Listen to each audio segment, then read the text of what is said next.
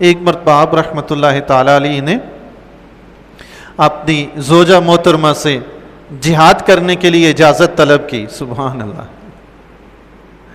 اللہ اکبر. زوجہ محترمہ سے جہاد کرنے کے لیے اجازت طلب کی اور فرمایا کہ میں تمہارے لیے 4 مہینے کا خرچ چھوڑ کے جانا چاہتا ہوں, تم حساب کر کے بتاؤ کہ 4 مہینے کا تمہیں کتنا خرچ چاہیے ہوگا. تو بیوی نے کہا مجھے ساری زندگی کا خرچ دے کے جائیں.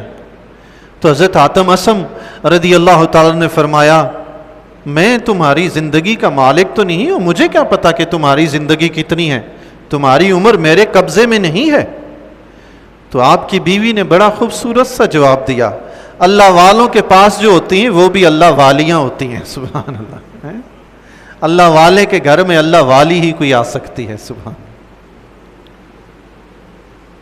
آپ رحمۃ اللہ تعالی علیہ کی زوجہ محترمہ نے آپ کو جواب دیا جب میری عمر پہ آپ کا قبضہ نہیں ہے تو میرے رزق پہ آپ کا کب سے قبضہ ہو گیا ہے. اللہ اکبر. میری عمر پہ تو قبضہ نہیں ہے, رزق کے مالک کیسے بن گئے ہیں کہ پوچھ رہے ہیں کتنا چھوڑ کے جاؤں. آپ جائیں اپنا کام کریں, رزق دینے والا موجود ہے. اللہ اکبر.